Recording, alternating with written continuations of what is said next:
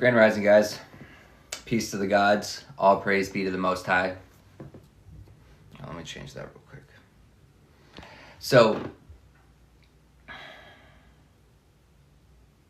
this Rising, a video, some actual news that was actually talked about on the news, on the mainstream, came across my existence. And, it's some interesting new laws and regulations that are going to be taking into effect about the RVs, motorhomes in general, right? I want to watch this, and we're going to talk a little bit about it. Shows why a lot of people in RVs and trailers will have to find a new place to park. RV owners just got hit with a wave of new regulations, and it all traces back to a single November court ruling. Overnight, 10 RV laws changed at once, and the fallout is already showing up at campgrounds, way stations, and rental counters across the country. Residency verification got tougher, tow standards tightened. Liability rules flipped completely. And the worst part? Most people won't know they broke anything until they're handed the bill. This is the biggest rule shakeup the RV world has seen in years. And it's catching travelers completely off guard. But the last law on this list stands above the rest, and it's where we need to start. Updated mobile residency verification requirements. Something shifted the moment state agencies reacted to the November ruling. And this section of the law shows it more clearly than anywhere else. Residency rules for people using RV were always flexible, but that flexibility disappeared almost overnight. What used to be accepted without question now demands a deeper and more documented trail. And the consequences fall directly on anyone relying on mobile residency to keep registration costs manageable. The requirement is simple on paper, but let's talk about that a little bit. Talking about registration costs, right? And one thing I'm well aware of is, it's registration in different states are, some are a lot easier than others. So I grew up in New Hampshire, right? Live free or die, right? Where you get you register your vehicle when you buy it, then you re-register it every single year, which, but the whole concept of that is false. That's a false system. We're only supposed to register anything one time, and that's to prove ownership. Anything after that is piracy. Anything after that is theft. And just because it's legalized theft doesn't mean that it's not theft. It's still theft. It's just we've legalized it, and we don't speak up against it, and we submit to it. And our rights, we only have our rights if we use them. We only have our rights if we're aware of them. But they play on our ignorance. They play on, legal lumbo-jumbo and loop-arounds, and they confusion, and they expect us not to know our rights. And heavens forbid you know your rights and you want to speak up about it, they they punish you. They punish you, and they whip you back into shape. Be a good slave. Just comply. Just submit to the authority. Just love the chains. I don't like chains. I never have. But it's... registrations. We're only supposed to register things one time, once, to prove ownership. That's it. That's all that's ever been required. And anything past that is legalized theft. It's simply put, that's all it fucking is. And it doesn't matter. Oh, you legalize it. Okay, you're a legal thief. Good for you. A thief is still a fucking thief. You're still a piece of shit. It's as simple as that. Demanding in practice. States want proof of presence, not just proof of address. A mail forwarding service no longer satisfies their threshold. They want receipts with location stamps, campground records, fuel logs, listen to that too. Micromanagement. They want you to prove your residency. So they want you to keep your receipts. Am I getting reimbursed for this? I pay taxes on everything. We pay taxes on everything, right? But all right, keep my receipts. Well, am I getting reimbursed? I have to keep all this logs. They want you to keep logs of proof of what? Into who? And man, submitting to man. That's all it is. There's other ways to get us to submit to man. And but RVs, they're trying to trap us, confine us. So you look at BlackRock. What they did, they take over the market, right? They take over the market, they buy up all the houses, they convert them into, multi-family units, they charge us an arm and a fucking leg, they fuck us in the ass, they don't give us any Vaseline, and they expect us to love it and come back for more. right? But then people try to escape the systems. You know, it's all trapped. They want to trapped into tiny little cities. Oh, but you have everything you need right here. You don't need to travel any farther. You have everything you need right here. The smart cities, 15-minute cities. That's what they want. They want us all hurdled into the same box cutter houses and all wearing the same copy and paste clothing and have the same copy and paste submissive attitudes. That's what they want from us. And then, the heavens forbid, the ones that try to break free, the ones that try to get away, the ones that want to roam free. You know, but the video also talks about our right to travel. You know, it talks about restrictions for traveling. Well, it's our God-given right to travel. You know, but you start using man's laws, man's words, like license, and, you know, and motor vehicle. When you start using those words, that's how they trap you into their systems. You know, by using their words. By using their words and their lingo, you're submitting to them. You know, but it's a game. It's a game. And, you know, you have to know your rights. You have to, because no one's going to tell you your rights. Fuck no. They're going to tell you you don't have them. They're going to tell you they don't exist. They're going to tell you your rights are a mythical creature. Your rights are real.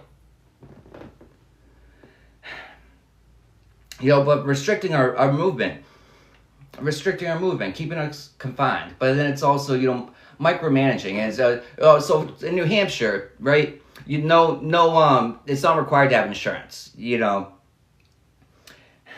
personally, I never really did. You know, first off, what did I drive? Piece of shits, right? They got me from point A to point B, but they weren't the nicest. But I was a safe driver, right? And so if I get in an accident, I'll deal with it, right? But people would go, being right on the border of Maine, that lived in Maine, they would, you know, use a mailing address in New Hampshire. Because in Maine, you would have to, you know, the list of things you would have to go through to register your vehicle is very extensive. Just like the state that I'm in right now, Maryland. My understanding about it is, you know, you got to get over that first initial hump to get it registered. And then you only have to do it like every 2 years or something like that. But the hard part is just doing it. You know, getting it to pass the inspection the first time. My understanding is unless you have a brand new vehicle, you know, you're gonna have to put a lot of money into it to get that first one. But once you get that first one, you're good for a while, right? So I'm familiar with people trying to get away from the system that way. But why do we even have to think that way? Why do we even have to operate that way? It's not supposed to be like that. You know, the states aren't supposed to make money off of that. It's legalized piracy. That's simply put what it is. That's exactly what it is. It's nothing more. No, it's nothing less. It's piracy. It's theft.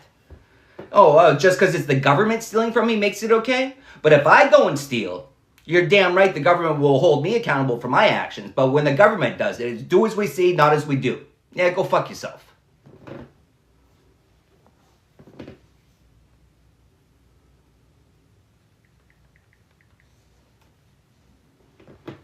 Timestamps, and anything else that proves a person actually touched ground inside the state they claim to live in. South Dakota published its updated directive only days after the ruling. Texas followed with its own language, and Florida amended its digital residency portal within the same week. None of these changes were random. They were triggered by a unified push for tighter verification standards. And the ripple effect will not stop with these three. The financial impact. You know, but it's interesting about that too is whereabouts, and then my mind's getting brought to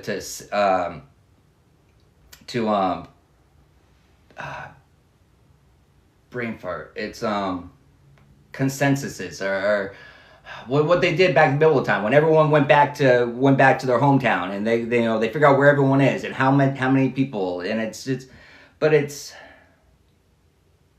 you know, but it's tracking flow, it's tracking movement, it's trying to. Are you allowed to? Well, why am I not allowed to travel in this country? I'm a citizen of this country, am I not? And so what? I can't go from this border to this border because I gotta pay taxes from this to one. Well, if I pay taxes, I should be free to fucking travel anywhere within this country.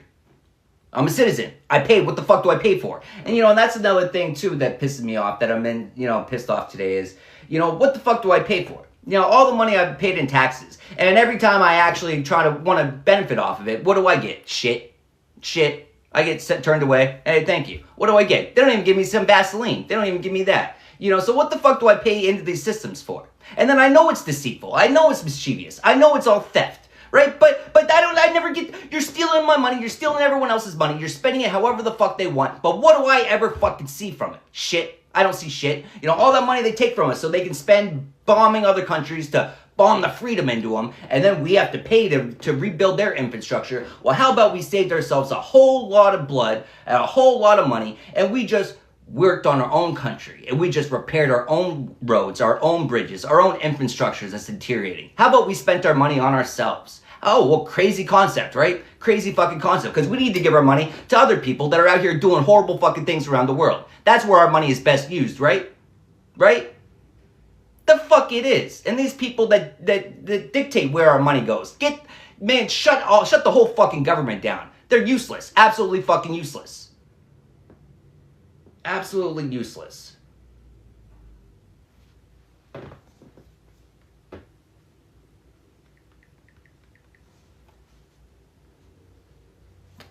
What the fuck?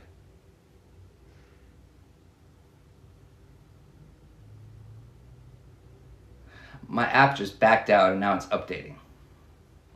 Forced updates. You know, but forced updates, forced compliance.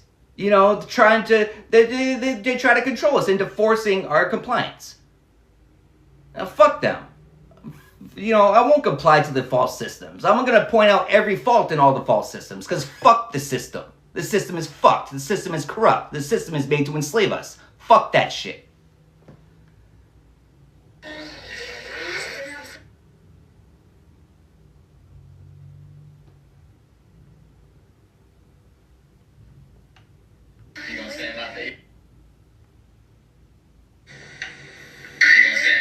Okay, hold on. Where did you go? There you are.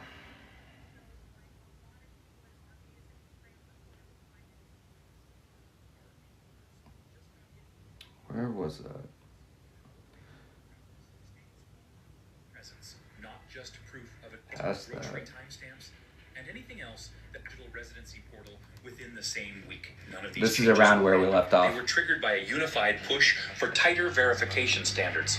And the ripple effect will not stop with these three. The financial impact becomes obvious when you calculate how many documents a person now needs to maintain. Travel costs rise because some individuals must return to their residency state more frequently.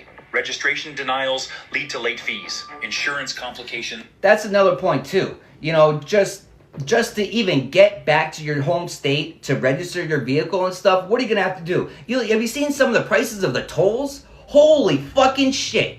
Holy shit. But it's okay. If you can't pay right now, they'll take a picture of your license plate. And then they'll send you a bill for it. But who even does that shit? It's the third parties. It's the third party Chinese company that owns the fucking, brain fart, the Easy Pass system. It's a third party. It's a Chinese company that owns it. How the fuck is a Chinese, and we're forced to comply to it. We're forced to comply to those systems. Why the fuck is a Chinese company forcing us to comply to their, and then a Chinese company has the right to suspend our license if we don't pay them. If we don't pay them. Make that make fucking sense. If I don't pay my Easy Pass, my license can get suspended, my Easy Pass, my registration privileges, not rights. Not a right, they call it a privilege. It's a goddamn fucking right. It's a God-given right. And they want to treat it like a privilege. The fuck it is. Your position to make those rules is a privilege. Is a privilege that should be revoked. You no longer have that privilege. That's what you choose to do with your privilege? You choose to enslave us? Fuck you. Fuck your elected position. Get the fuck out of that seat. Put someone in that position that actually cares about our rights and freedoms. Clean the whole fucking swamp. Lead to higher premiums or coverage interruptions. A single rejected residency submission can cost several $150 in corrective steps. And that is before counting the time spent traveling, gathering documents, or waiting in line at a state office. The best protection is preparation. Save every receipt. Keep digital backups. Photograph important documents before they fade. You know, but you know, my mind's being brought to innocent until proven guilty. Where? Here? No, we're treated like we're guilty until we have to prove ourselves. Save your receipts. Save your receipts. Bring your receipts so you can prove to Uncle Sam. You can prove to fuck Uncle Sam. Don't gotta prove shit. God-given rights, not privileges. Privileges are given by man. Rights are given by God. Know the difference. The rules tightened. but organized individuals will adapt. What comes next builds on this tightening trend, and the next law makes the financial stakes even clearer.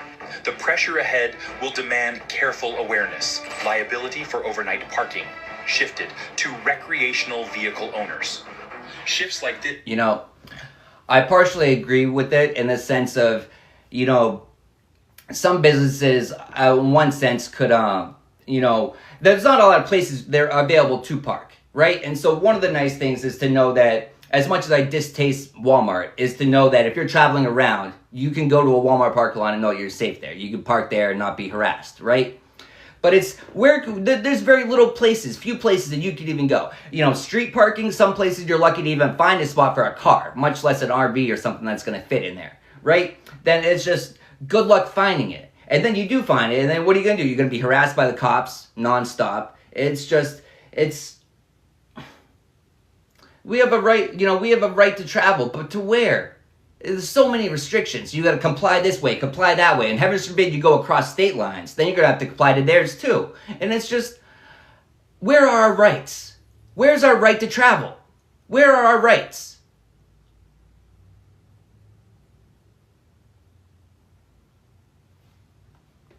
Rarely announce themselves, yet the change in overnight parking liability arrived with unmistakable force. Oh, but that's it. But the liability.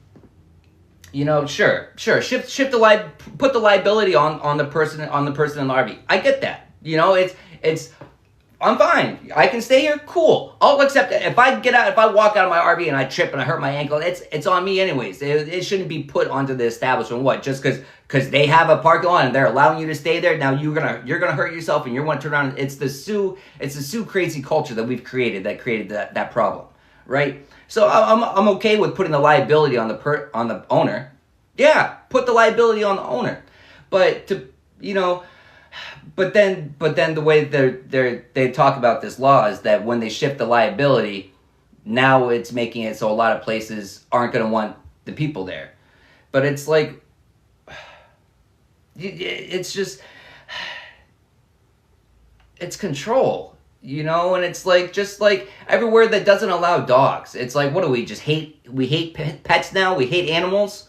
Oh, no, because insurance doesn't want to pay out. Well, fuck insurance. Insurance never wants to pay out anyways. They want to take your money every fucking month, but when it comes time to pay for it, oh, hell no. You seen all the videos of the insurance claimers, right? You seen all those videos of them? The one up on the roof, and the guy with no construction experience, but he's accredited by the insurance agency to determine whether or not work should be done or not, right? So no idea how to do any work, but there's plenty of videos of them, telling the contractor they did it wrong. And it's like, well, if I did it wrong, here are all the tools that, according to your website, this is what I'm supposed to be using. So here are these tools. Show me how I'm supposed to do it. And they can't. They can't, because they don't even have any intention of ever paying out. They only take, and then go fuck yourself. That's how they operate. And you think I don't know that? I used to work for companies that we milked the fuck out of them too. But it's all free money. So yeah, I would milk the fuck out of them. Equipment was all free money. And every day, they loved me because, man, as soon as I opened a case, I'm charging you for the whole thing. And as long as I had enough equipment where I could fudge the paperwork and make it adjustable, they would pay out. Yeah, fuck them. I made good money to fuck them, but they made good money off of fucking you. Everyone's fucking each other. And then the customers, it's us that really get fucked. And it's the companies that make off. The free money, it's all free money. That equipment paid for itself. It's all free money. That's why they loved me. Millions and millions and millions of dollar jobs I would go on. Disasters. We did do disaster relief, but we milked the system too. Everyone does it. But I've seen all ends of it. I've been on the construction end of it. I've been on the repair end of it. And not just the little end, hospitals, casinos, huge apartment complexes, upstate New York, in New York, I was right outside of Times Square, the only seven diamond hotel. I've done jobs in Manhattan like that. I've been in big fucking jobs. I was in some big fucking gigs. And I know how the system works. I know the scam of the insurance systems. It's all a scam. It's all a scam. Everything. All these systems are scams.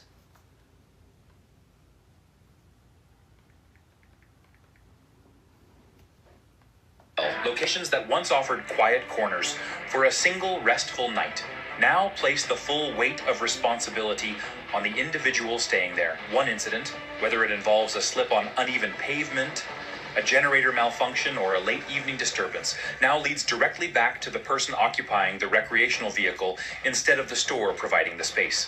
This reversal was triggered by updated state guidance released after the November ruling, and the internal documents that surfaced show exactly how the liability lines were redrawn. A directive shared inside a major retail chain outlined the new expectation clearly. The property owner no longer absorbs the initial risk. That risk belongs to the overnight guest. The moment that shift became official, several large companies tightened their policies, with some removing permission for overnight stays entirely. The financial implication is immediate. What used to be a zero-cost stop between long travel days now becomes a paid stay at a campground, typically costing between $40 and $60, depending on region and availability. Multiply that. You know, it's crazy too, I remember a couple years ago, you know, when I gave my apartment up, because I was living with pieces of shit, I gave my apartment up, and I remember, looking into campgrounds, because it's like, it was summertime, you know, it's like, fuck it, I'll go camp it out for the summer, right? God, it's the same goddamn price as a fucking apartment. Like, are you fucking kidding me? You know, what happened to the days of $20, $30 little campsites when you just pop your fucking tent, you know? Those don't exist. They don't exist. Now places, like, they damn near want a fucking background check. They want a background check. They want to run your credit report. It's for a campsite. Like, are you fucking kidding me? Where's our freedoms? If I could have afforded to pay that much for, it was like $1,200, $1,600, something like that for a campsite to tent with no running bathroom, no shower, no nothing. $1,200 or $1,600 a month to do that. It's like, goddamn, if I could afford that, I would have a fucking apartment. The siren's going off. But it's absurd, and that was a couple years ago. I can only imagine how much it's gone up now. I can only imagine. By several nights, and the difference becomes substantial. Documentation matters. Anyone planning to stay on private property must obtain written permission, either through a store manager, a security office, or a property supervisor. A photograph of a signed note or a clear screenshot can determine whether a claim is dismissed or pursued.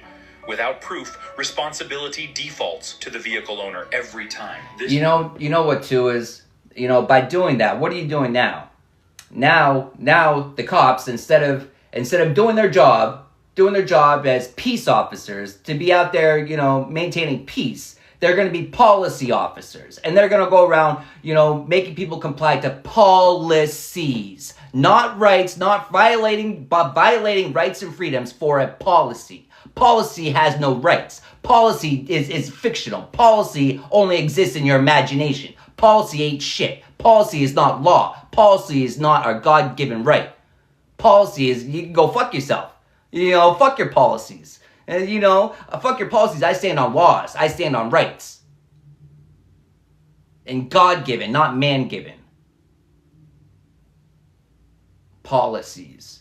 It's legalized tyranny is all a policy is. Policy is legalized tyranny.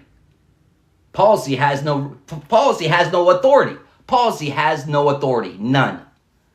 You should realize that. I hope you do realize that. Oh, but it's our policy. Okay, it's your policy, but your policy doesn't trump law. Your policy doesn't trump my rights. With all due respect, fuck your policy. It has no authority here. Anywhere. Only if we submit to it. Only if we have submit. And how do you submit? By giving up your rights. Development signals a broader trend. When liability shifts in one area, similar adjustments often follow, with overnight parking now carrying new risks. The next law in this sequence reveals an even deeper layer of financial pressure. Poor Joe Little shows why what's interesting is, so this video came to me, it's rising, but it's, well, I gave it off the bat, as much as I dislike the mainstream propaganda whores, the media, because there's rarely ever anything good or useful on there. I found that, but then at the same time, it's like, I started looking into it, and I had a hard time really finding these new laws that went into effect. But so this could all be hypothetical, but it is definitely I don't see it. I see it very feasible, very possible for them to try this fuckery if they aren't already. You know what I mean? Because it's just people. Why are people going to RVs? Because they can't afford the rent. But it's not even that. People should be wanting to go on RVs anywhere because of the freedom it gives you to travel, the freedom it gives you to explore, the freedom it gives you to roam around. Which is our rights. It's not given to us. It is given to us by God, not by man. It can't be taken from us by man. We can only give it up. They can't give it up for us. That's why they have to trick us.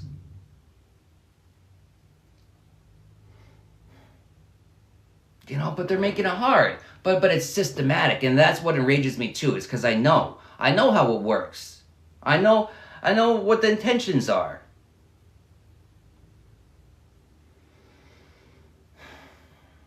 Intentions. That's interesting too. But part of my rage today, this rising, part of my anger is because, first of the month, right? And just like a lot of other people, I'm not sure how I'm going to pay rent this month, right?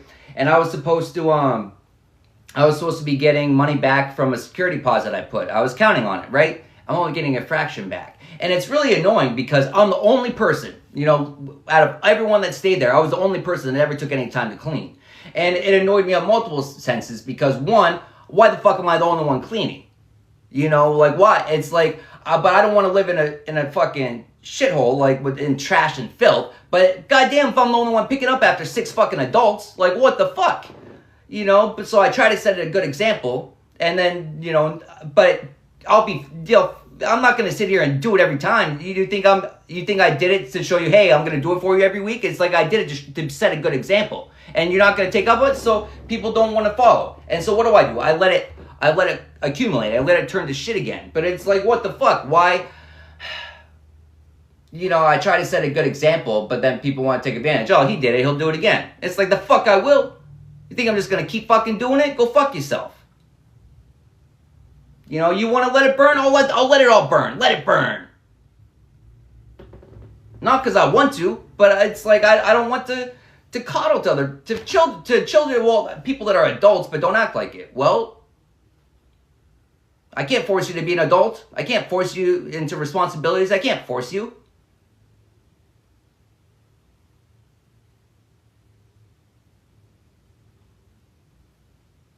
But another thing too is, they only gave me a fraction of my security deposit back. And it's, I bit my tongue. I held a lot of stuff back about this company that I wasn't going to talk about. I gave them the benefit of the doubt. Because I know some of them, they're immigrants too, and they're helping the foreign exchange students. But I've seen how they fuck them. I know how they fuck them. They fuck them out of their deposit all the time. It's in the fine print. It's if you do this, if you do that, we can take money from you this way. We can take money from you that way. They lie to them and manipulate them. They show them pictures of the room that they're going to be moving into. But the pictures they show them are months old. The pictures they show them are vacant. And the pictures they show them are clean. But they don't show them that the room you're moving into, people just moved out. We fucked them out of their security deposit. We didn't give it back to them. And we put you into this room that it's not what you thought you were signing up for. But guess what? You're already into the contract. And what are you going to do? Back out and move? That's fine. We'll move you to somewhere else because the arrangements aren't what you thought you were moving into because we misled you. That's okay. We'll shift it around, but we're going to take your deposit. And we take that deposit and that deposit. Yeah, times that by how many hundreds of kids? You think I don't know? And what do you have these kids? Okay, you provide them with furniture. Well, this furniture is like 20 years old. How this money has already paid for itself. And where does it go back into? Where does it go back into? Or are you putting it back into the kids? You don't even provide sheets on the beds. Okay, you give them a mattress. They have no pillows. They have no sheets. So they have to rebuy it every year. So these kids rebuy it every year. Well, what do you do with all this stuff after? Well, does it get tossed out? Well, that's foolish. Do you save it and reuse it? Well, it's what do you do with it? You have the same stained mattresses that all these kids use. Who knows how many people have had sex on it? How many? There's all these period blood stains everywhere. Who knows? But the couches and everything, you don't put the money back into the kids. So where does all those security deposits, all that money that you just take from them, where does it go to? You don't put it back into them. Oh, there was one frying pan. I had to buy a lot of the basic things to use. right? So it doesn't go back to the kids, so where does it go? You know what I mean? I'm aware, but I was going to keep my mouth shut about a lot of stuff. It's like, I'm aware, I was well aware of the way you were fucking people. You know, but I try to give them the benefit of the doubt, and it's like, oh, no, I'm going to be different. They're not going to treat me that way. And it's like, I'm the only one that took responsibility. I'm the only one that really cleaned. I'm the only one that did anything at that apartment. But guess what? Yeah, they still fucked me too. They gave me partially it back. Who knows? Does anyone ever get it all back? I'd be curious to find those numbers out. You know, but so I'm angry and I'm upset because I was counting on that money to be used towards this month's rent, right? And so, you know, I wanted the whole apartment cleaned out. You know, they had bunk beds set out because that's what they do. It's a 1-bedroom apartment, but they had four guys staying in here, and they charge them all. So that's $600 per person. That's $2,400 a month at least. No, $1,000. Well, it's somewhere around $3 to $4 grand probably a month for this 1-bedroom apartment is what they were getting, right? But I wanted it all out and removed. They gave it a quick little clean, not really clean. You know, this place hasn't been really clean in probably who knows how long, a long time. Right, but I wasn't going to complain about that. You know, but the stuff still hasn't moved out. You know, I broke down the bunk beds. I don't even want the bunk bed because I don't want to be climbing up to the top. And I can't even sit up in the bottom. I'd rather sleep on the floor like I am than just sleep on the fucking bunk bed. But I have it all broken down. And I've been keeping it in my, living room, stacked up next to the door. They were supposed to take it out last week. You know, but I've been holding on to it. Well, you know what? That's been, it was a combination I was giving them. It was doing the nice thing, holding it inside for them. I don't want it in this fucking apartment. I want it out, you know. And so why am I still holding it in here? I'm not. When I get off of this video, I'm gonna move it out to the porch. I don't care. I left it in the apartment so it'd be out of the weather. You know, but it was supposed to be out a while ago, and it's still here, and I'm pissed off. And you know, but you only want to give me part of my money back. That's fine. I'm not gonna, you know, it's not my fault that your stuff gets damaged outside. It should have been tossed away a long time ago. You know, but you want to still reuse it, so you act like you're doing a nice thing for the kids. You're giving them shit that's all fucking, you're giving them stuff that's all destroyed.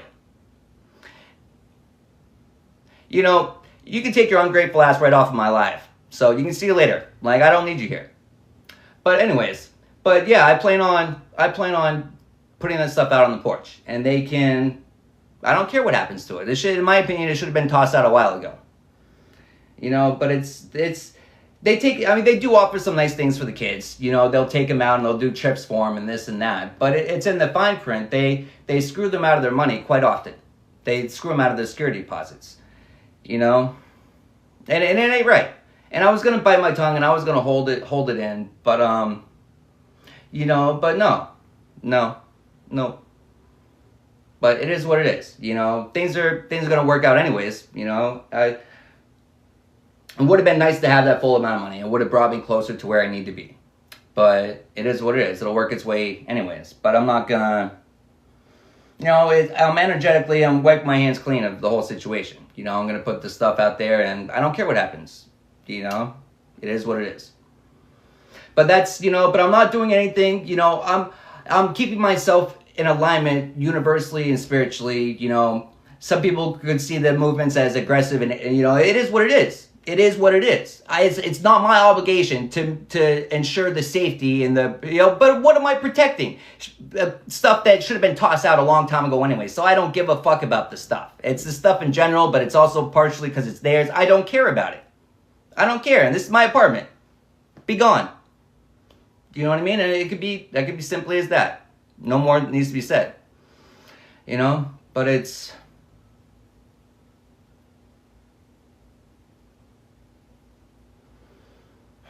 You know, but it's funny because it's like...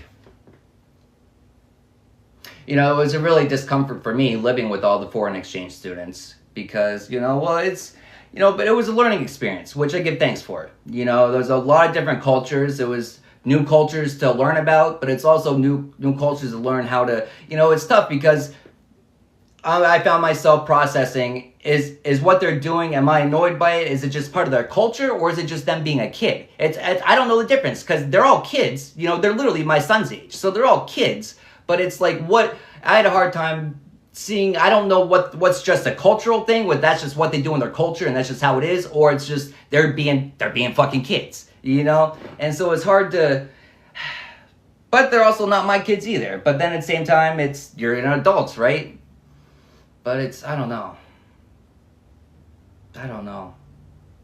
It's not how I choose to live, you know, but I did choose to live there under the circumstances. But I also, you know, in wishful thinking, in a perfect land, I thought people were going to carry their own weight. I thought people are going to throw away their food and clean their dishes. You know, I bought the dishes. The place didn't, you know, provide them. I bought them. And then so I wash all my stuff after. But then not only do I have to wash my stuff, then people use my stuff. And half the time, I don't even have my own stuff available to use when I need to use it. And then even when stuff does get washed, it's still dirty. And when I wash my stuff, I wash it perfectly. I wash it fine, right? I wash it how you should be washing it. And then I put it away. Then other people use it. And then, hey, you washed it. Good, thanks. Hey, it's not really fucking clean. Now I have to wash it so that I can use it. And then I have the pleasure of washing it again. I love it. Absolutely love it. Oh, man. But I chose to do that because of the position it put me in. You know, I chose to do that. Did I know everything I was signing up for? No. But it is what it is.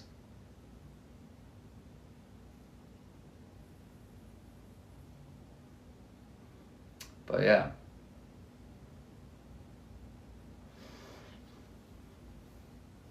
Hey, thank you. Well, you know, boundaries. It's hard to put down boundaries when you can't even speak the same language. Can't even speak the same language. And then trying to have a simple conversation, you know, translating it back and forth. A lot gets lost in translation as well. Communication barriers, cultural barriers. There was a lot of barriers, which didn't make it easy. You know, the hard part is, you know, some of the people, I could tell that they would have been into some of the stuff that I am, and we could have had deep conversations, but I can't communicate. And a lot gets lost in translation, and then it's just confusion and frustration. It was just annoying. But it sucked too, because I could see how one of them was jealous over the way I would have a conversation with another one, and I would really engage in the conversation. But I'm sorry, but I can understand him. And it is what it is. You know, I kind of felt bad, but I can understand him. I can actually have a conversation.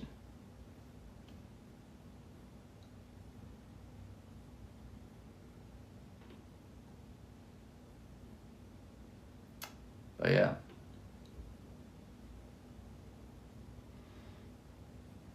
What are we going to do? You know what?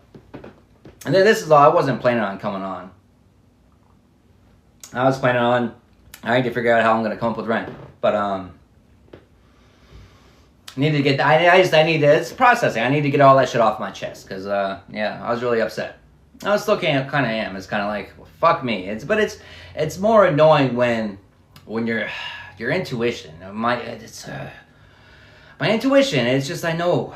It's like I'm able to foresee these things. And it's like, I lie to myself. And I tell them, nah, it's not going to be that way. I give people the benefit of the doubt when it's, you know, haven't I learned to stop doing that already? I should have learned that already. I should have.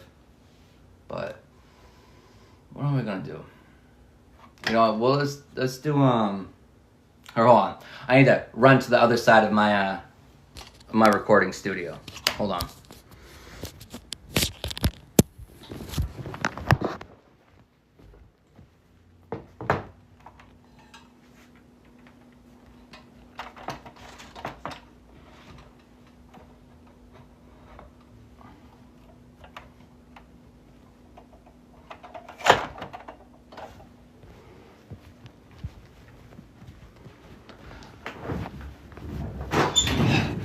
All right, oh, man, out of breath. It's a long run. Long run. All right. Oh. Where do we want to be? Somewhere around there. Nope, not there.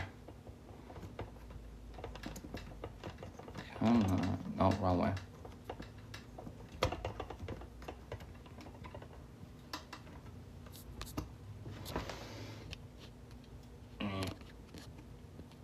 Not like that.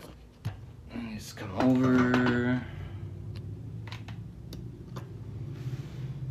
Why is that still over more? Oh, wrong way.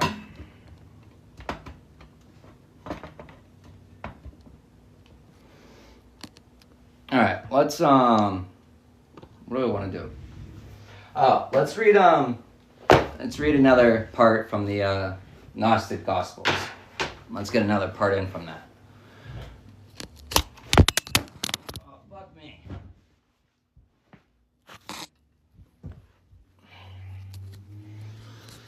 Let's try this again.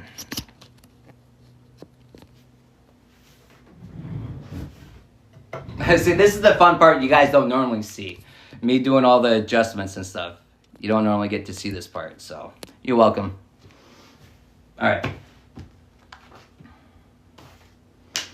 So today we got this will be part 3, the rise of chaos and the seed of Seth.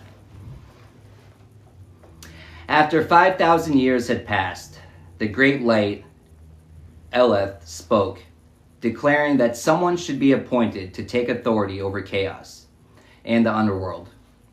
In response, a cloud appeared, known as Hylic Sophia, and as she turned her gaze towards the lower realms, her form began to shimmer, and a deep, blood-red radiance taking shape within the regions of chaos. Then the angel Gamaliel, I butchered that, addressed Gabriel, who served under the great light Auroriel, and said, "Let another angel rise to take command, one who will govern both chaos and Hades." The cloud consented, and from within it emerged 2 monads, each radiant with light, seated upon a throne that had been placed inside the cloud. At that time, the great angel, Sakla, saw the demon, Nibruel, and together they formed a spirit destined to shape the earth. They began to generate subordinate angels to assist them. Sakla said to Nibruel, "Let 12 aeons come into existence, 12 distinct worlds, and by the will of the autogenes," Sakla continued, "let the structure of 7 be established." Then turning to the great angels, he commanded, "Go, each of you, take your place and rule over the world assigned to you." And so 12 angels were appointed: Athoth, Harmos, the Eye of Fire, Galila, Yobel, Adonais, called Sabbath, Cain, who the generations call the Son, Abel,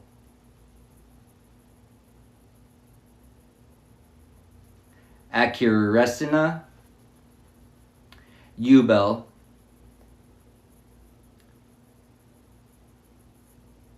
Harmupiel, Archer, Adonan, Belias. These were the rulers assigned to oversee chaos in the shadowy depths of Hades. Once they had shaped the world, Sakla, filled with pride, declared before his angels, "I am a jealous god. Nothing exists apart from me." He spoke this in arrogance, believing himself to be the source of all things, forgetting the vast reality that existed beyond his limited understanding. But then a voice echoed from the heights above, proclaiming, "The human one exists, and so does the Son of Humanity." This divine message descended along the heavenly image, a reflection from above, that gazed downward upon the lower realms and became the template for the first human form. In that divine unfolding, a new presence emerged, repentance, known as metanoia. She came into being by the will and the blessing of the Father, complete in form and filled with purpose. Her mission was one of healing, to mend what had been broken, to restore creation through the luminous and an incorruptible lineage of Seth, the Mighty One. She descended from the world above, carrying light into the realm shaped by shadows, and there she began to intercede. Her prayers rose on behalf of all, those born of the lower powers, the misguided rulers, the fading generations without truth, and the hidden children of Adam and Seth, who still carried the light of their origin like a hidden sun. To prepare the way for renewal, a great angel named Hormos was sent. He readied a sacred vessel, formed through the daughters of the fallen world, so that the divine seed of Seth could be sown through the word and the breath of the Holy Spirit. Seth, bearing this seed of divine essence, entered the world and scattered it across the spiritual realms. Some spoke of these places as countless as Sodom, mysterious and symbol-laden. Others believed he drew from the ruins of Gomorrah, renewing it under a new name, Sodom, transformed. This sacred line came into being through a luminous figure named Edokla, who bore truth and justice through the word. From the union flowed the seed of eternal life, entrusted to those who would endure, who remembered their divine beings. This was no ordinary lineage. It spanned the heights of 3 heavenly realms and touched down into the earthly world. Even the flood of ancient times was permitted for their sake, a sign of what was to come, and still ahead lies a fire, one that will not fall to destroy, but will awaken grace in those who belong to the eternal light. Throughout the ages, prophets and watchers would guard this lineage. Through their presence would stir trials, famine, disease, and the noise of false prophets spreading illusions. Seth saw it all in vision. The deceivers' disguises, the traps laid for the children of light, the violence, the rejection they would suffer, the confusion, even among angels, and the brokenness of a world gone blind. And so Seth lifted his voice in reverence. He praised the Great Spirit, the one beyond names, the virginal source. He gave honor to Barbelone, the radiant male virgin, and to the living power called Telmael, Heldi, Machar, Seth. He acknowledged Uel, bearer of the light, and Eseph, crowned by brilliance. He saluted the great Doxamedon Aeon with its sacred thrones and radiant hosts, and the fullness of the divine realms. Then Seth made a plea that his sacred seed would be protected, and from the invisible heights 400 celestial guardians descended, led by the angels Erosiel and Selmakel. They came to shield the radiant lineage, their fruit, and their chosen ones, from the moment truth and justice entered the world until the time of reckoning.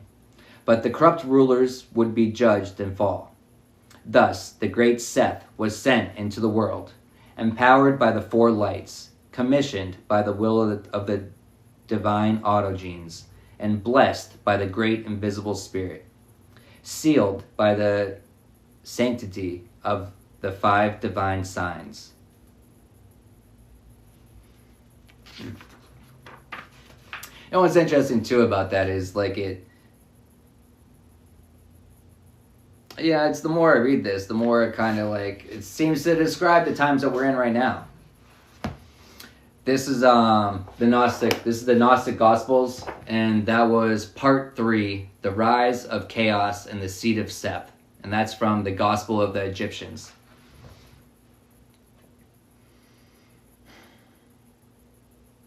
Seth saw it all in visions, the deceivers' disguises, the traps laid for the children of light, the violence.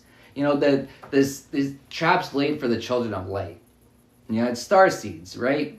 And they know who we are. They've been tracking us. They know the stars, and they know when we're being born, right? And then not even that, it's they have frequencies trackers. They know who we are. They know where we are, and it's also they know. Well, I don't know. It's they have to. I wonder. It's the more that we learn and the more that we grow, the more we expand our consciousness. Is that visible on a screen?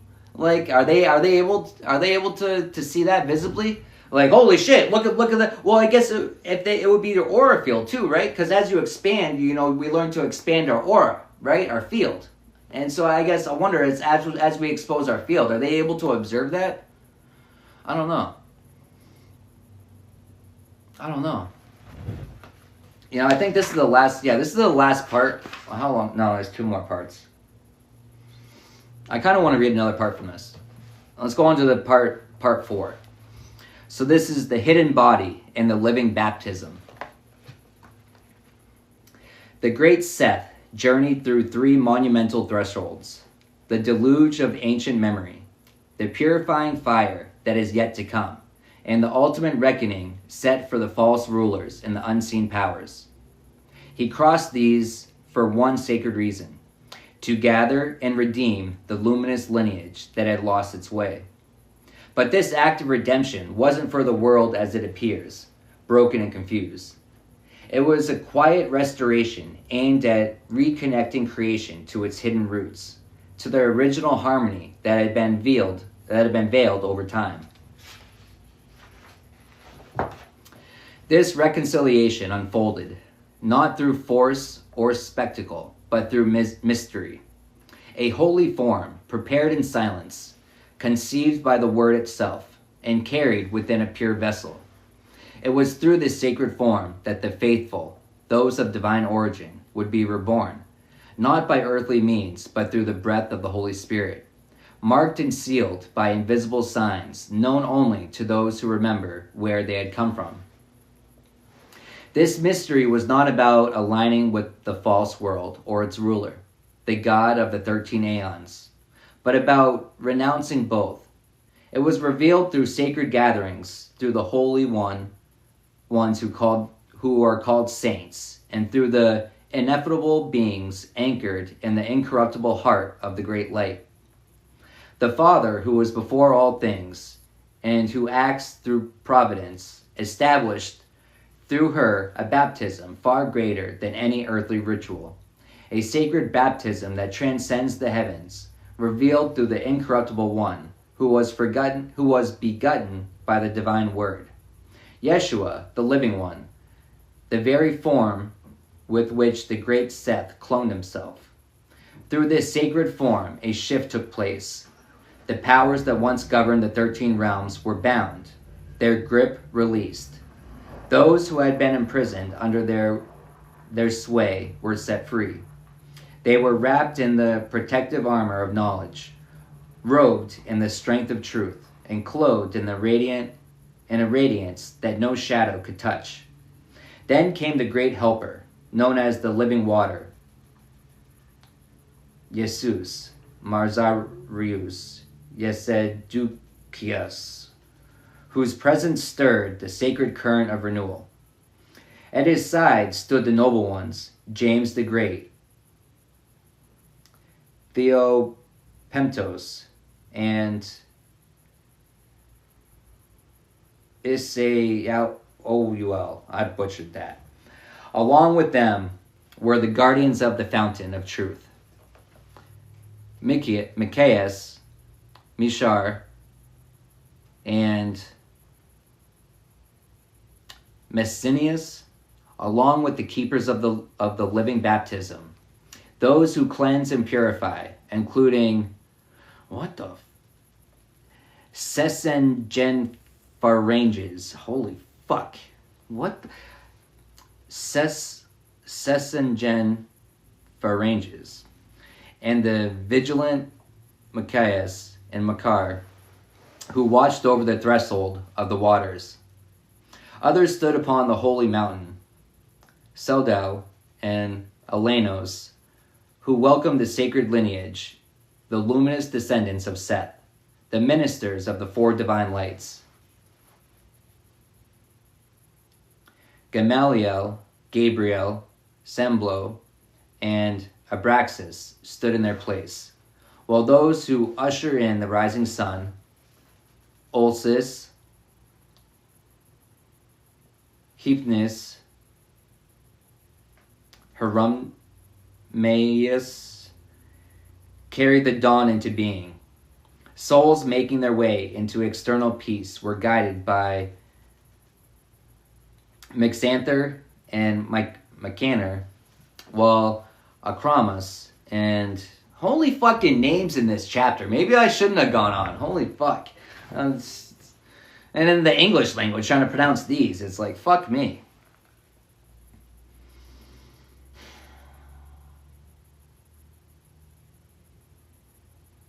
In the realm of silence stood Harmozel, the first light, where the true divine beings, the autogenes, resides in unity with the Damas, the incorruptible human.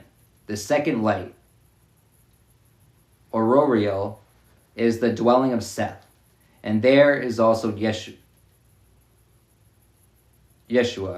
the bearer of eternal life, who overcame the false order through his sacrifice. The third light is Davith, home to the children of Seth. The fourth is Elith. There their souls find rest. And the fifth is Uel, guardian of the sacred name, the one who administers the true baptism, surpassing all heavens, untouched by corruption. Now through the pure figure named Poimael, those who have undergone the 5 renunciations and received the baptism of the 5 sacred seals will find themselves recognized by those who have already crossed over, and they too will be known. Their light will not fade, and they will never again be touched by death. You are the living waters, O Yesius, Mazarius, Yezedekias, child of the child, name of radiance, indeed, O Eternal One, the one who is and always will be, divine breath resounding, the seer of the ages, the one who endures beyond all time, the one who lives within. You are who you are, now and forever. We're going to go on to this next part. This is part 5. This will be the final part in this. Part 5, final prayer and hidden revelation. This sacred name, the name above all, now lives within me. You, self-begotten and perfect, are no longer distant or hidden. I see you clearly beyond the limits of language. Through knowing you, I have become one with the eternal, clothed in light that is now part of who I am. The mother, drawn by your beauty, stood near as I opened my hands in pure devotion. I was shaped in the brilliance of your light, a radiance that lives in my heart and gives life to unseen realms. So I speak to your glory. Because of this union, I have come to know you. Timeless one, eternal aeon, silent and holy, you are my refuge, radiant sun, lifter of the true human. Cleanse me with the living waters of your everlasting name. I feel the breath of life rising in me, mingled like incense and water, leading me to the promised peace of the chosen. This is the writing of the great Seth, sealed on the mountain of Caraxio, far from the light of earthly dawn. For 130 years he inscribed it, hidden from the prophets and scribes, meant only to be revealed at the end of ages by the will of the self-begotten, and the fulfillment of heaven, in the fullness of heaven. It was given to the incorruptible ones, those united with the invisible Spirit, the one begotten Son, the eternal light, his pure consort, Sophia, Barbalon, and the all who dwell in divine fullness forever. This is the gospel of the Egyptians, a divine book, not made by human hands, but revealed by God. Blessed is the one who brought it forth. May they be filled with the wisdom and sight. It was written by Eugnostus, beloved of God, also known in the body as Gongestos, alongside radiant beings of incorruptibility. Yeshua, Son of the living God. Ishthus. This is the sacred record of the great invisible Spirit. Amen.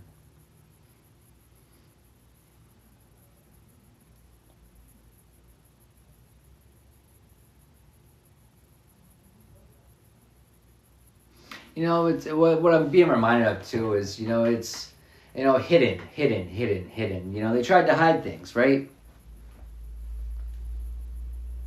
I try to suppress, information and knowledge, you know what I mean? They had the great library of Alexandria. You think about all the texts that were in that, you think about all the scripts that were in there, you think about all the knowledge contained there. You think about, but why was it targeted? Why were they attacked? And why was it destroyed after defeat? Teaching people how to find their own power, that's a threat to a society that wants to rule and a society that wants to control. Teaching people how to find themselves, teaching people how to connect to the higher powers, teaching people how to connect to the Most High, that's a threat. That's a threat to people that want you enslaved. Of course it is. So of course that information will be suppressed. Of course it is. Of course it was. But also like it talks about it's internal knowledge though. It's internal callings. It's, you know what you're guided to. And it's not because your friends, it's not because your family, it's not because society told you, hey, you should go check this out. Hey, you should go. Well, society, those people are always telling you that. But when you feel that pull, when you feel that magnetic internal pull, it's not coming from externally, it's coming from internally, leading you to somewhere externally. But it's leading you to what? It's leading you to lessons, it's leading you to knowledge, it's leading you to figuring out who you truly are. It's leading you back home. But going back home, it's not an outward journey, it's an inward journey. And then going back home, but then tapping in and reining in heaven onto earth. But it's internal things. They tried to destroy all the scripts. They tried to destroy absolutely everything. But okay, cool, you can destroy it. Well, not cool. I'm not happy you did it. But guess what? What is known cannot be unknown. And what is known on a soul level, it cannot be forgotten. We never learn anything. We only remember it. And some things we've remembered a lot of times, many times. And so it's just, we get it just like that, because we've done it so many times. But other times it's, I might have only learned this lesson once, so we're going to learn it again. But that's what we're all down here to do, is to learn and to grow. Not to hold each other's back, not to get ahead by stepping on other people's heads. It's to learn to grow each other, with each other. For each other. We do the work on ourselves, for ourselves, yes, but not just for ourselves. We do the work on ourselves for those that we care about. We do the work on ourselves because not doing so is child neglect. We want to be there for our kids, and we want to be there to the extent that they need us at, but we can never be there for our kids to the extent that they need us to if we haven't done the work on ourselves. Physical abuse, child abuse, it's spiritual child abuse. But it's not just that, it's abuse on ourselves. It's self-inflicted. But it's from lack of knowledge, it's from lack of knowing. We have forgotten. We've forgotten who we are, we've forgotten where we came from, we've forgotten why we're here. We've forgotten, the proper ways of doing things. But, what's lost, can never be gone forever. The memory still lives on.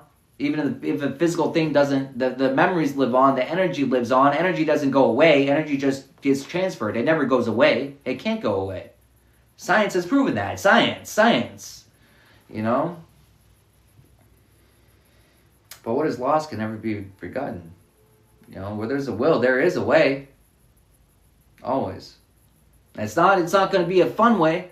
It's not going to be an easy way. But it is a way.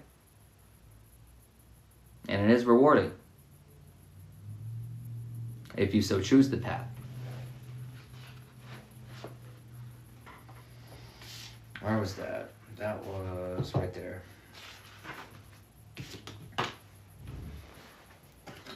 The next chapter we're going to get into is the Sophia of Yeshua. And that's not what it says.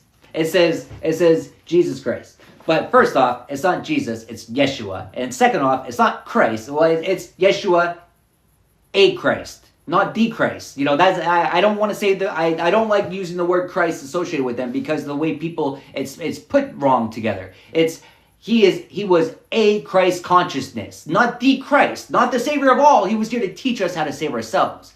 You know, no one's coming to save us. We have to save ourselves. Yeshua came to show us how to save ourselves, show us a way to remember who we are. You know, but it's not the Christ, it's a Christ consciousness that he tapped into. That I'm tapped into, that I hope you are as well, or at least seeking to. You know, but it's, you know, I see it even written in books like this. I still see it, and it's why did they put it like that? Why? Was it a selling point to try to draw people in as calling it Jesus Christ? You know, but Christ was never it's not his last name. It's a consciousness that he was tapped into. You know, Christ, it sits wrong with me, really wrong when I see it. Especially in a book like this too. It's like I would expect it to be worded differently. But I don't know. But what do I know? I don't know.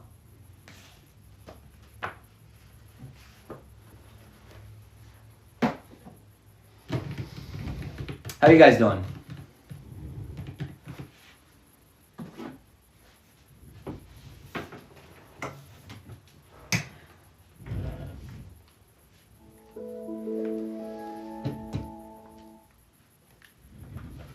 Well, yeah, but the funny thing is, too, is like, you know, Christ-like, but people say they want to be Christ-like, right?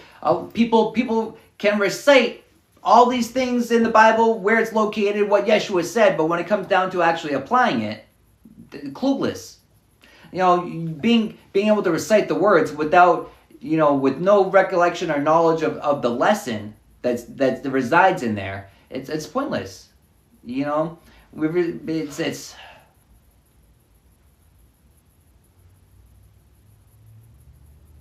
well, but it's the watering down. It's the watering down and perversion of his teachings. It's watered down. But even in the rawest form was still in parables. Why? Because the rawest form for those with the ears to hear and the eyes to see between the lines. You have to have those.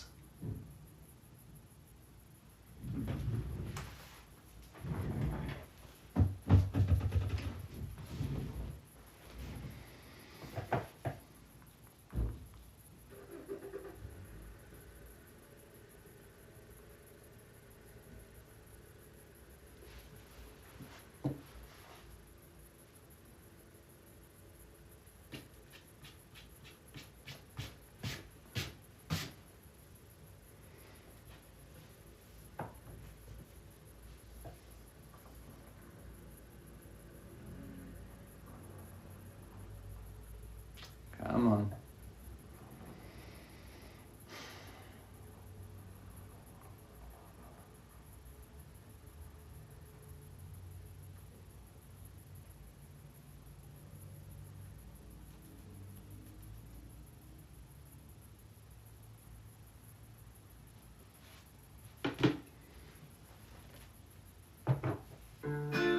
Man, ain't no sense in playing with these niggas, man. Go in there and give them the business. Flush him up.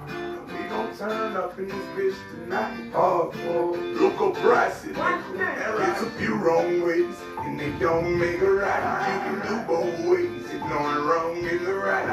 New boyfriend, whom she don't seem to like. Stay right here, it's if you won't see tonight.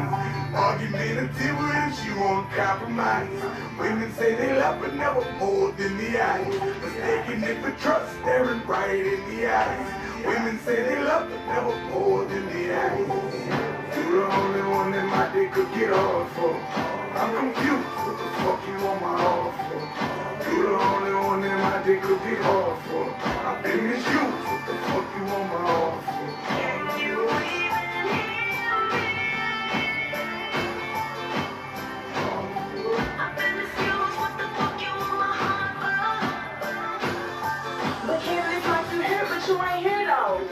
I'm right here. You looking at me like you want another bitch to jump at my face? Well, maybe I do. Talk talking work on my phone. Niggas say you got them bricks. Go a few, by the 2, or the 10, that's a leg. And my mama know I'm tough, and she also know I'm strapped. And she know I killed the key, man. Keith ain't try to murder back. She know you take a shot at me, I'ma send like 30 bags. Christina and Alicia, they both keep my dirty cat. Comprehend you talking reckless while we on my cellular. Life is too depressing to be stressing on that regular. It's the wrong ways, and they don't make it right. You can do both ways, ignoring wrong in the right. No boyfriend, and she don't see the light. Stay right here, it's if you won't see the night. Argumentative with him, she won't compromise. Women say they love but never hold in the eyes. Mistaken it for trust, staring right in the eyes. Women say they love but never hold in the eyes. You're the only one that my dick could get hard for. I'm confused, what the fuck you want my heart for? You're the only one that my dick could get hard for. I've been misused, what the fuck you want my heart for?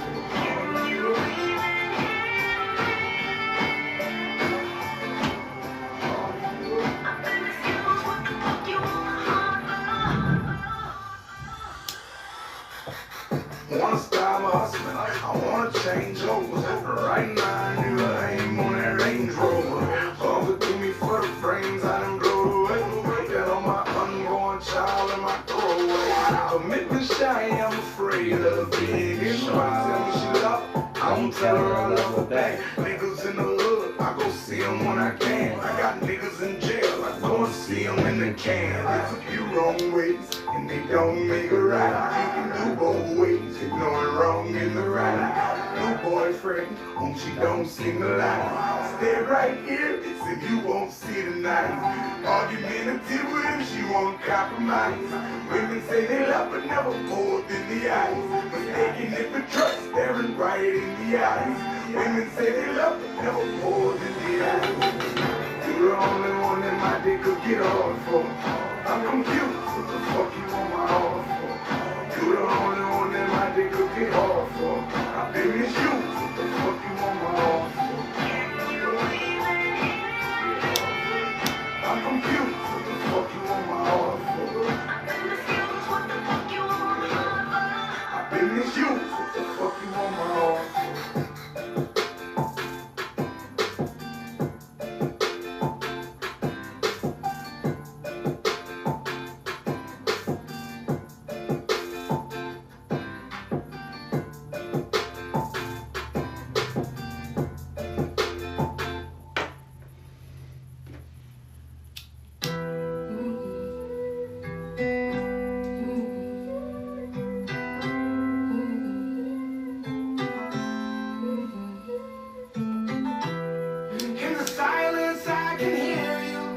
Night sky, I can see you. Then now I believe you that it ain't the end. Even though I can't be near you, I still feel you holding on. Just because you left don't mean you're really gone. Yeah, we had a good thing getting with, and now we out here running different streets. I'm afraid to even try to drink the whiskey. I pull one out for the monster inside of me. Riding through the south side, getting up. You was there before I had anyone. I never thought you'd leave so soon. Mirrors in the drawer up in my bedroom. I used to hate God sometimes, and I still do some nights when I'm trying to make it make sense. Staring up, having conversations. In the silence, I can hear you. In the night sky, I can see you. Then now I believe you that it ain't the end. Even though I can't be near you, I still feel you holding on. Just because you left don't mean you're really gone.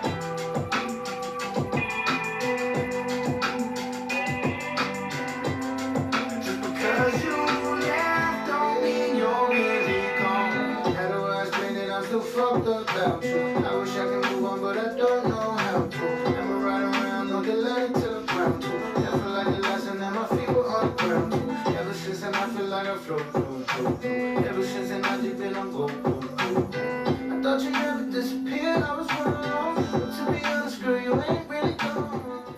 I'm gonna check that song out later. I'll give it a listen to. Thanks for sharing.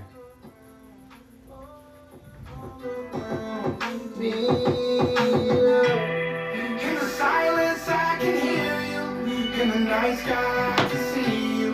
Then now I believe you that it ain't the end. Even though I can't be near you, I still feel you holding on. Just because you left don't mean you're really gone.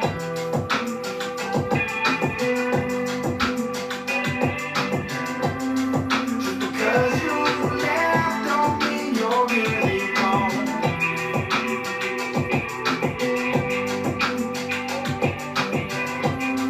Just because you left don't mean you're really gone.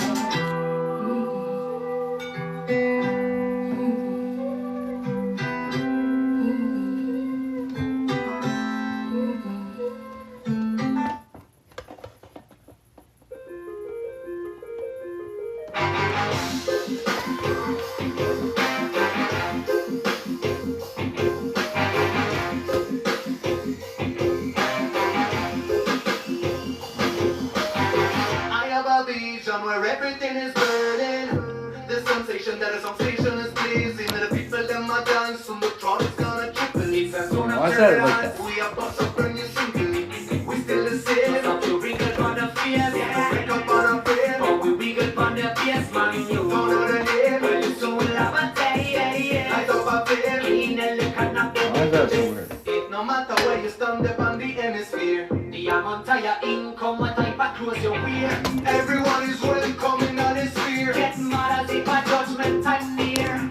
Put yourself on the line. No other one, do any other one.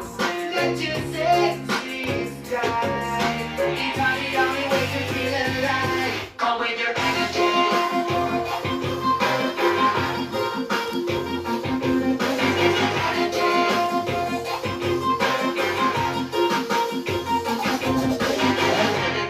who run the place? Oh Lord, you come and tell me say the song with bass too loud. Once the bass line drop, you shaking like a thunder. But don't worry, man, we do it since we born. It's a war scene, smear a bus like a rifle.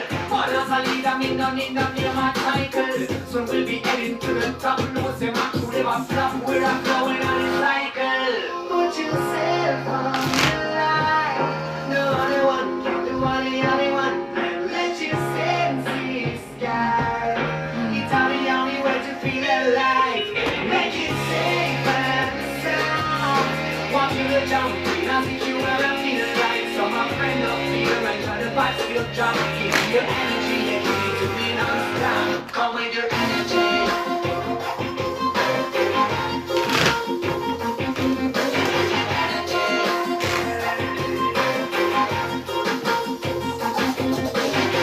Launch a rocket with a fire. Yo, coming with your energy. Coming with your energy. Mixed signals. It's how do you always show up? How do you always show up with that energy? And how are you always? But it's the willingness to do whatever needs to be done. It's willingness to be able to see. Oh, I need to close that out right there, and it's like it's no longer questioning it. It's as soon as it gets brought to our conscious mind. Hey, that's the issue that needs to be addressed. It's say less. Completed. Done. Let's wrap that up. Next. You know what I mean? But how can you? Well, it becomes addicting. It becomes addicting. You know, you start seeking it out. You start seeking out the things that need change, the things that no longer serve you. And you seek, you shall find. You know, little did I know when I started seeking how much I would find that needed to be removed. Quite a bit. Quite a bit.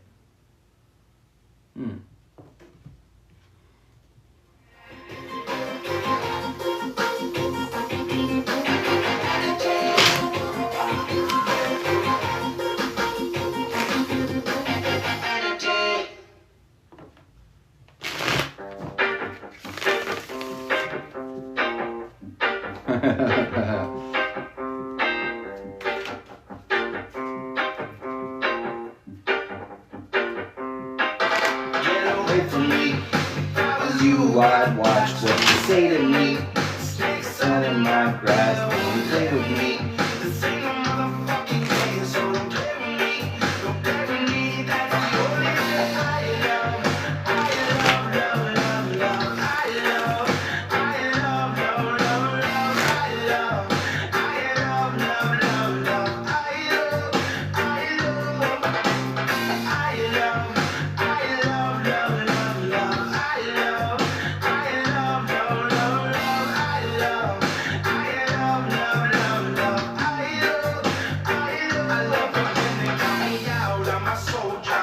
love when they don't think that I'm cool, cause I'm sober. I used to love when you was down, we was closer.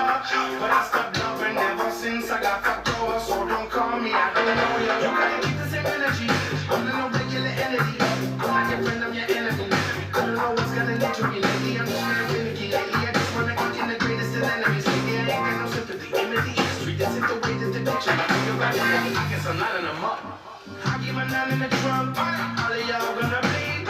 Guess it's that time of the month. I just come up from the mud. They said I'll never be none. They said I'll never be rich. They said I'll never be anything. I told them get off my cake. Get away from me. If I was you, I'd watch what you said to me. It's just get away from me. If I were you, I'd watch what you say to me. It's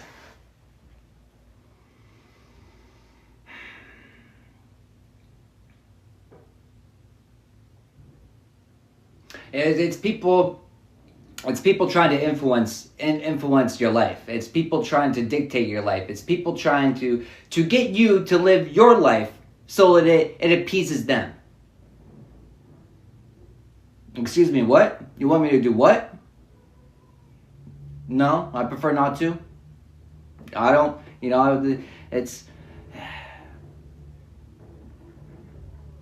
it's preferences. We all have preferences, right? But people's preferences are, my preference offends people. Well, I'm sorry. I wish my preferences didn't, but guess what? Your preferences are appalling to me. But guess what? I'm not worried about what you're doing. You know who I'm worried about? Myself. I'm worried about what I'm doing. And that's all we're meant to do. Worry about ourselves. Staying in our own fucking lane. But people want to drive into your lane, they want to cut you off, go into your lane, try to force you off the road. And why? Because you don't like the direction you're going? Well, guess what? Sometimes, they think they're throwing you off the road. What if that was just a necessary detour? What if you were meant to get off of that exit? What if that was always the plan? Not their plan, not their small-brained plan, not your small-brained plan, but the Most High's plan. What if? What if?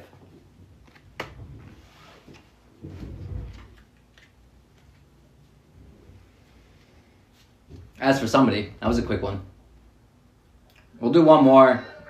We're gonna do one more, and then I guess shit I have to do. I still gotta figure out how I'm gonna come up with a rhyme today. So. And I only pray when I ain't got a prayer. So who the hell am I to expect a savior? Oh, if I only talk to God when I need a favor. God, I need a favor. I know amazing grace, but I ain't been living them words. Swear I spend more Sundays drunk off my ass than I have in church. I call King James, only been saving dust on the nightstand, and I don't know what to say.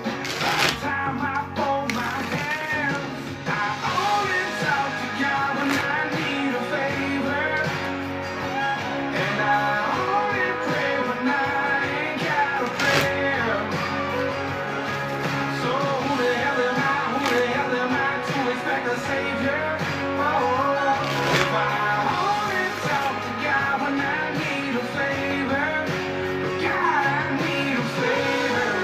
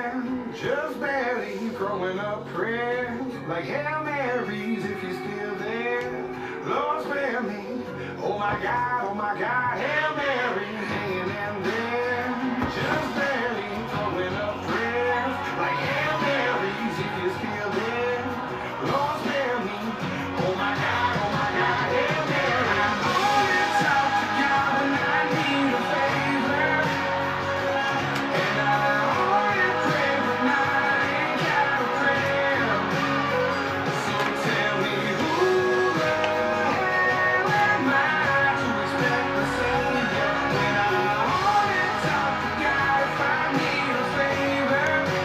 God, I need a favor. Amen. God, I need a favor. Amen.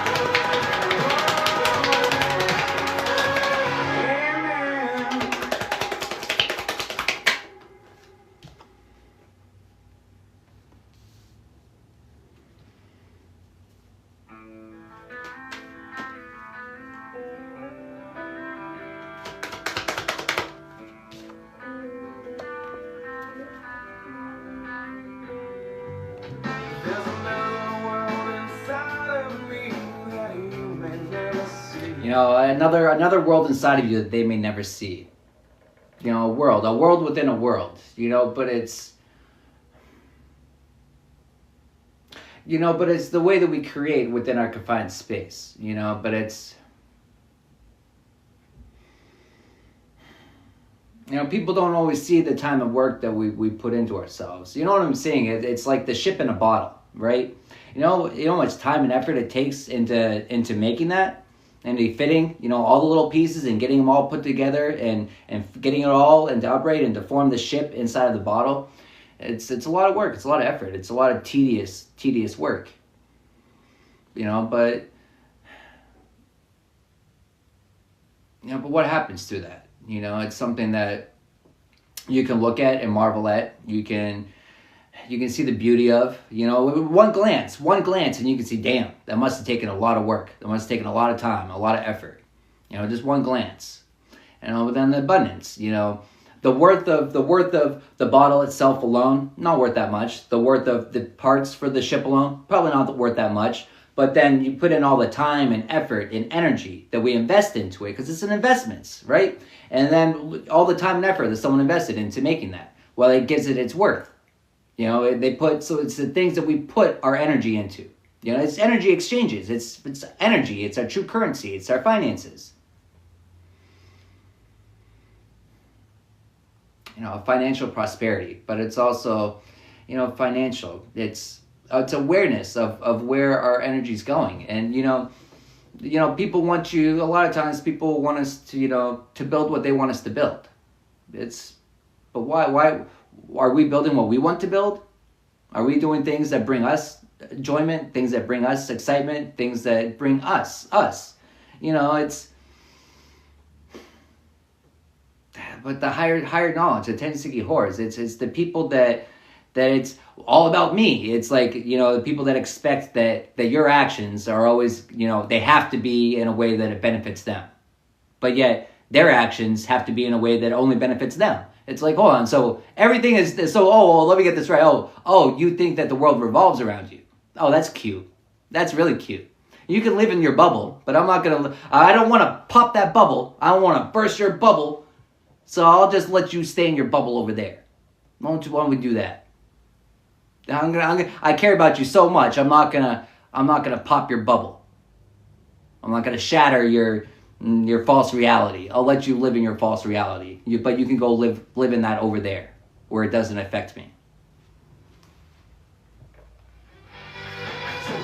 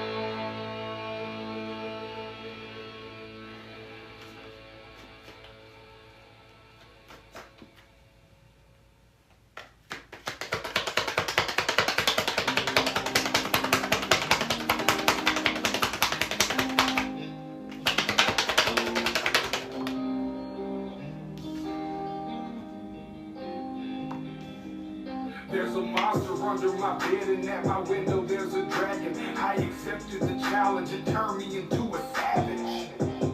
I broke a promise to myself again. I don't know why I am so vulnerable. They try to help, but I won't let them in. I guess rock bottom's where I'm comfortable. Both my feet planted when most people would have panicked. I embraced the storm. I found beauty in what was damaged. I'm not afraid of the boogeyman. You know, it's, yeah, but they wanted you afraid of the boogeyman. They wanted you afraid of yourself. They wanted you afraid of the judgment of others. They wanted you afraid of other people's false judgment casted upon you. Other people's opinions of what you should do. You know, what you should do. It's casting, it's a health concern to the people casting judgment upon you, trying to get you. The judgment cast upon you is trying to manipulate you, though. That's all it is. It's casting judgment upon you for what you're doing, which is probably protecting your energy.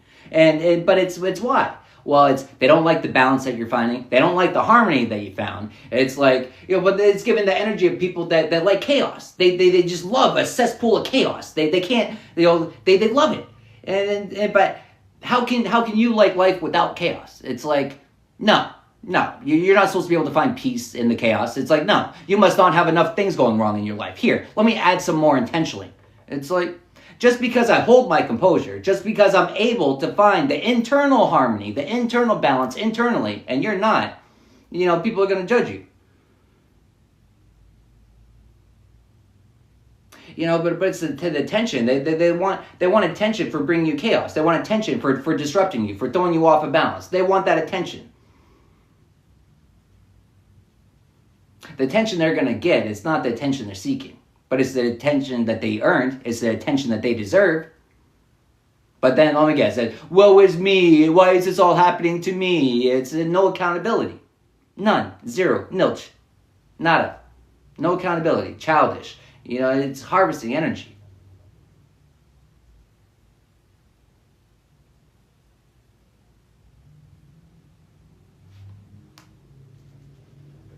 It's over, that's how I end up in there. I hope I don't pass it down to my offspring. They get everything from their daddy, feel like I'm addicted to all things. There's no reason to change, so I'm too far now. I'm stuck in my ways, back to the bar now. They say I'm a further so when I'm thirsty, I'm perking and purposely searching for something that's hurting me so I just can't back up and go. I just back out of the slow. That's how it go. I got to back out the hole when it's like I don't know. Okay. I can be laughing at me, hands be grabbing at me. Feel like God let it happen to be dabbing blasphemy. These niggas dabbing naturally. Okay. Yeah. I think I better let it go. Either that or I gotta let it know. And I can't do that. There's a creature in my closet. I can hear him rumbling around. The demon screaming in the distance creates such a humbling sound. The monster that's outside my window, he's like family to me now. The things that people are afraid of never let me down.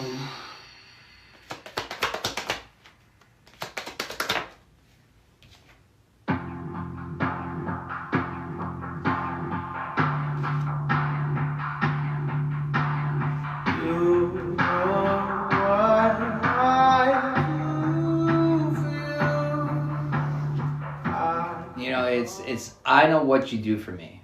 It's these people are well aware of what you've done for them.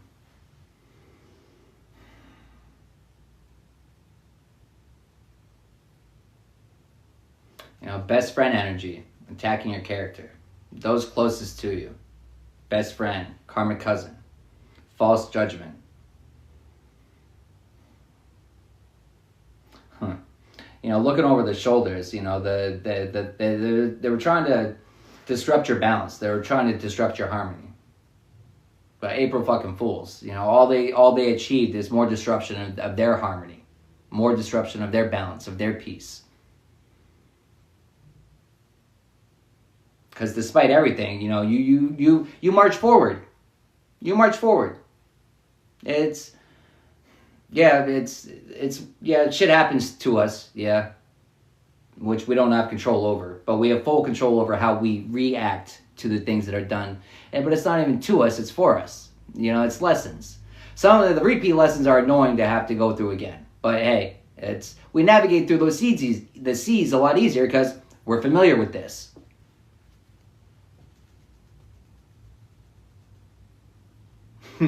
We're familiar with this. It's your higher knowledge that you're familiar with, that you're tapping into. It's the way that you move about things. It's your knowings. It's when you know what to do, even when you don't know what to do. It's just, you know it. You know this is what I'm supposed to be doing. But it's like, you know, laughing, pointing fingers, judging. It's like, look at them. But it went from laughing and looking at them like, damn, look at them. They're still fucking going. They're still persevering. Massive regrets start sitting in. All the attacks on your character, all the words, you know, thrown out against you, it starts replaying in their mind over and over and over and over and over and over. Stuck on repeat.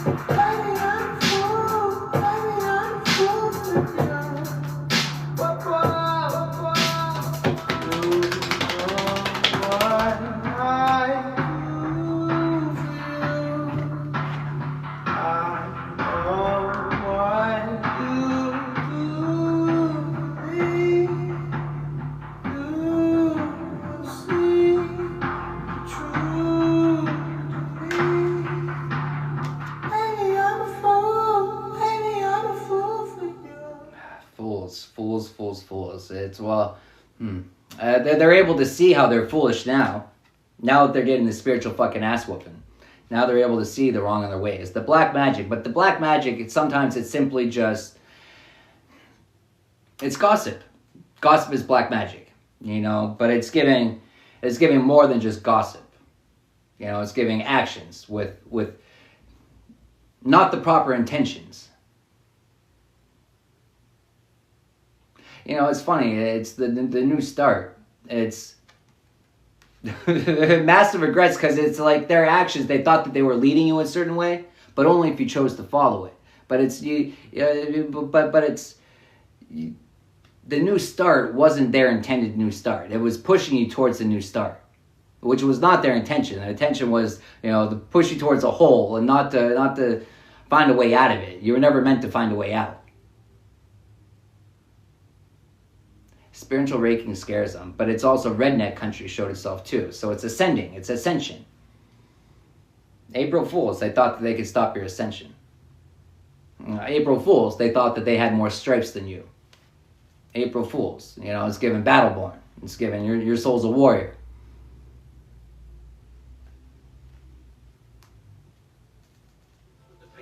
I've been waiting for day to break. The future is taking shape.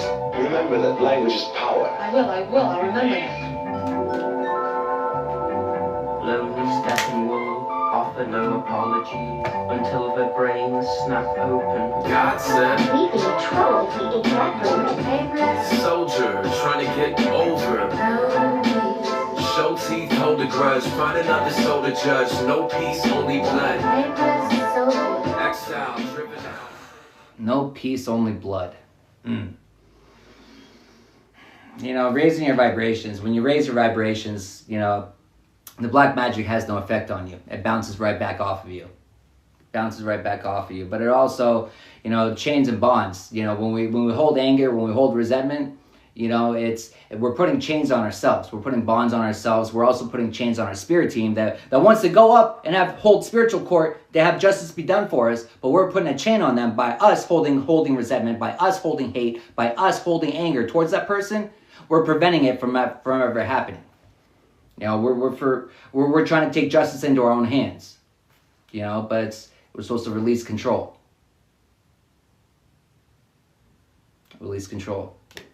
And let the universe do as the universe does. You know, but it's us. When we try to hold on to, no, this is what they deserve, who are we to say? Who are we to say?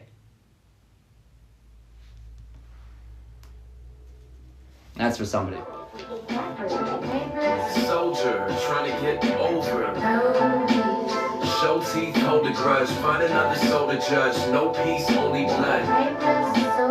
Exile, driven out. Sinner drifting on the cloud. Wild child in the crowd.